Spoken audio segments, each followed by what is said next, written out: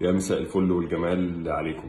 57 357 مش مجرد مستشفى ومش مجرد مشروع خيري، دي قصة عظيمة وقصة جميلة كلنا عشنا معاها وشفناها بتكبر على مدار سنين طويلة، وبتساعد اخواتنا وولادنا واطفالنا ان ربنا سبحانه وتعالى يأذن ليهم بالشفاء من مرض صعب، مرض خطير.